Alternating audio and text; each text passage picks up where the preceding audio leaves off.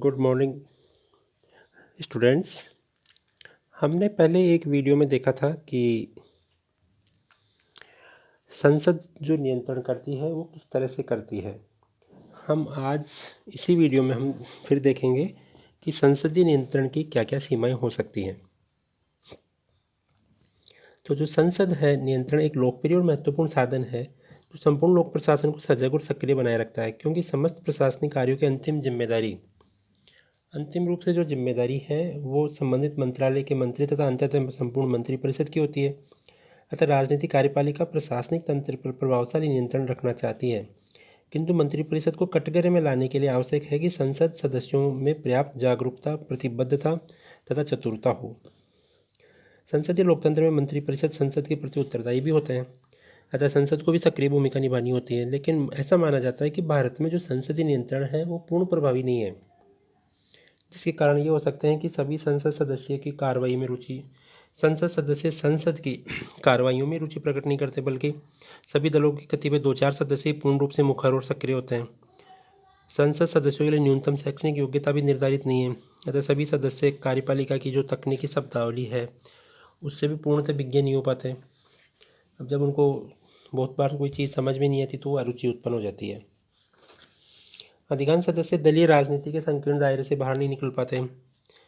प्रचंड बहुमत के समय सरकार के सम्मुख विपक्षी दलों की स्थिति अत्यंत कमज़ोर हो जाती है। जैसा कि 1984 से 85 में 8वीं लोकसभा के लिए जब चुनाव हुए थे उसमें 508 स्थानों में से 401 पर सत्ताधारी दल विजयी रहा। ऐसी स्थिति में जबकि सत्तारूढ़ दल के पास 3/4 से भी अधिक बहुमत हो तो संसद में विपक्षी दल की सक्रियता ज़्यादा नहीं हो सकती। और अभी आजकल तो स्थिति ये है कि संसद में विपक्षी मान्यता प्राप्त कोई विपक्षी दल ही नहीं है।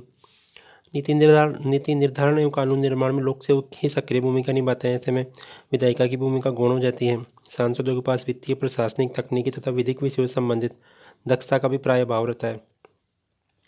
वैधानिक प्रावधानों के अनुसार संसद कोई नया कर भी नहीं लगा सकती, बल्कि कार्यपालिका द्वारा प्रस्तुत करों में कटौती ही कर सकती है। इस प्रकार की स्थिति में बजट संबंधी प्रावधान ज्यों के त्यों पारित हो जाते हैं कि भाई जब कोई नया कर लगा ही नहीं सकती। No taxation without representation. भारतीय विधानमंडलों में विगत 1 दशक से आ रही नैतिक गिरावट के कारण कतिपय जनप्रतिनिधियों का व्यवहार भी गैर जिम्मेदाराना और अलोकतांत्रिक हो रहा है। जब संसद में वो स्वयं नियंत्रित नहीं होते तो किस आधार पर वो प्रशासन को नियंत्रित करेंगे। संसद में पूछे गए कई प्रश्नों के उत्तर, कई बार जो लिखित प्रश्न होते हैं उनके उत्तर देखा गया है कि 10-10 सालों के बाद में उनके जवाब मिल रहे हैं। कई बार दलीय भावना से ग्रस्त होकर अनावश्यक प्रश्न भी सदन में पूछे जाते हैं, जिसमें मुख्यालय से लेकर क्षेत्रीय प्रशासनिक इकाइयों तक मचने वाली हड़बड़ी में लाखों रुपये निरर्थक चले जाते हैं। अब इसके कारण क्या हो सकते हैं? Causes of declining. प्रश्न ये उठता है कि ऐसे क्या कारण जो संसदीय नियंत्रण को अल्प प्रभावी बनाते हैं। तो लॉर्ड ब्राइस द्वारा लिखित पुस्तक मॉडर्न डेमोक्रेसीज में विधायिका के पतन का आज से करीब 7-8 दशक पहले ही भांप लिया गया था। इसी प्रकार के विचार कैसी वीर ने भी प्रकट किए। विधायिका ने चाहे वो अपनी शक्तियाँ, कार्यकुशलता एवं सम्मान बनाए रखा हो या इसमें वृद्धि कर ली हो, किंतु इसका अन्य संस्थाओं के सापेक्ष रूप में उक्त सभी पक्षों में पतन तो हुआ है, क्योंकि अन्य संस्थाओं ने, कार्यपालिका है या न्यायपालिका ने, अपनी शक्तियाँ बढ़ा ली है, अपने स्तर में भी निरंतर सुधार किया है। संसदीय शक्तियों में कमी निम्नलिखित कारणों से देखी गई है कि सरकारी कार्यों में जटिलता, व्यापकता, विशालता, विशेषज्ञता बढ़ी है। कार्यभार की अधिकता और समय की कमी के कारण कार्यपालिका पर भी निर्भरता बढ़ी है। बहुत से सदस्य जनप्रतिनिधियों में रुचि का भी अभाव रहता है। विधायिका के अधिवेशन भी कम हो पाते हैं। प्रत्यायोजित विधान ने बहुत नुकसान किया है। कार्यपालिका के हाथ में कानून नियम बनाने की शक्तियाँ आ गई हैं। एक दल के प्रभुत्व से विधायिका असहाय सिद्ध हो जाती है। कार्यपालिका के हाथ में ये शक्ति है कि वह निम्न सदन को भंग करने की अनुशंसा राष्ट्रपति को कर सकती है। ऐसी स्थिति में कार्यपालिका इसे हथियार के रूप में प्रयोग करती है।